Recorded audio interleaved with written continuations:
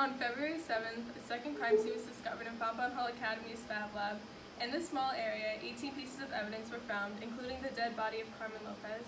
Other pieces of evidence found were a glass, a tissue with blood on it, lipstick, a cigarette with lipstick on it, some pieces of hair, 2 letters, some broken glass, a flashlight, an earring, a pack of cigarettes, a glasses case, bloody prints on the floor in the shape of a hammer, ripped pieces of bloody green fabric, blood splatter on the walls, a trail of blood on the floor, a plate, and a knocked-over chair.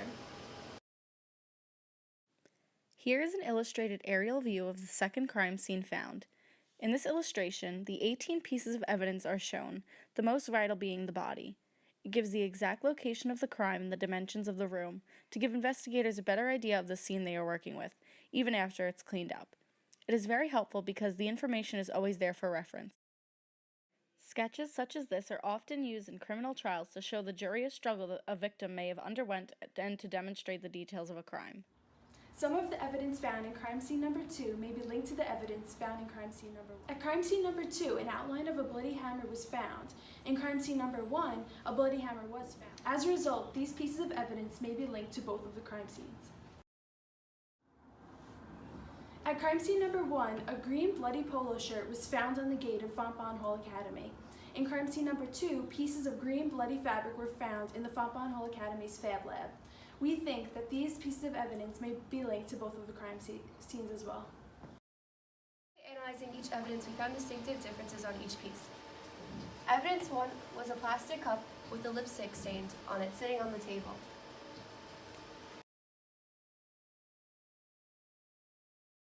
Ready? Evidence 2 was a tissue paper with blood found next to the body.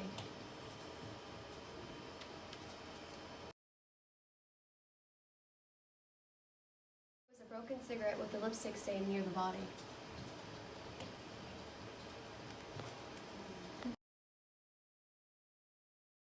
Four were dark colored hair strands.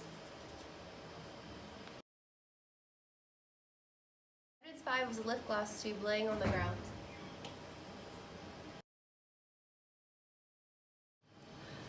Evidence 6 were 2 letters covered in blood. The first note read, 2018-2019 department budget, $2,000. The second note provided contact information. Evidence 7 was broken, bloody glass. Evidence 8 was a flashlight. Evidence 9 was a single hoop earring. Evidence number 10 was a closed pack of cigarettes. Evidence 11 was a glasses case found near the chair. Evidence 12 was the victim's body.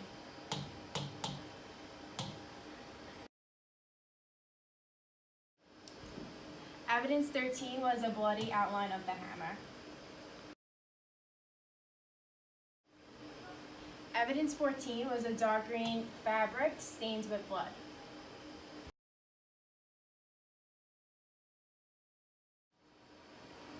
Evidence 15 was blood splatter and handprints found on the wall.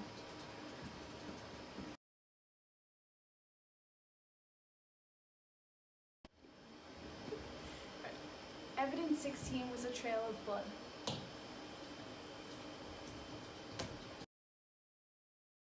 Evidence 17 was a plastic plate on the table.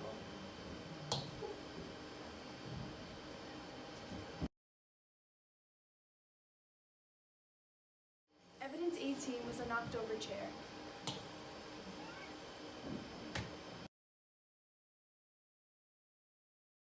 To investigate further, we obtained a warrant to give us authority to review all employee time cards, financial records, attendance records, security camera footage, and all related documents belonging to Fontbonne Hall Academy.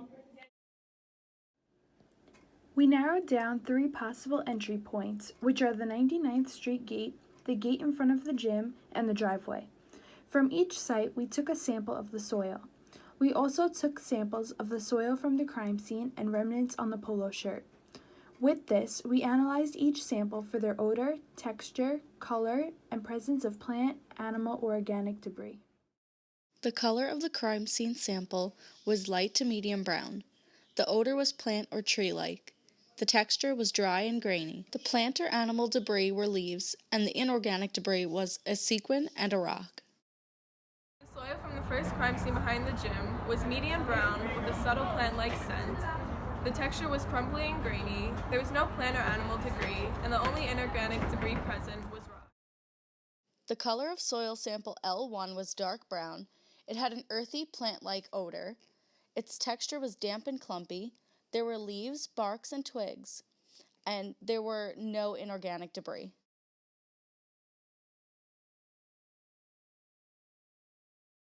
The soil found at the crime scene was located by the gym gate. It was a mud brown color. The odor smelled of trees. The texture was damp, crumbly, solid, and clay-like. There were leaves and twigs found inside of it, and there were no debris. For soil L3, the color was medium brown, the odor was similar to a garden plant, the texture was dry and crumbly, the plant debris found included stems and bark, and there was no inorganic debris present. Next, investigators tested the pH of the samples of soil to find where the perpetrator entered Fontbonne Hall Academy. First, water was mixed with the soil, and it was left to separate into its different layers for 25 minutes. Next, pH strips were dipped into the water, and investigators identified each soil sample's pH. After conducting the experiment, we concluded that the soil from L1 and from the crime scene matched. Therefore, the perpetrator entered through the 99th Street gate.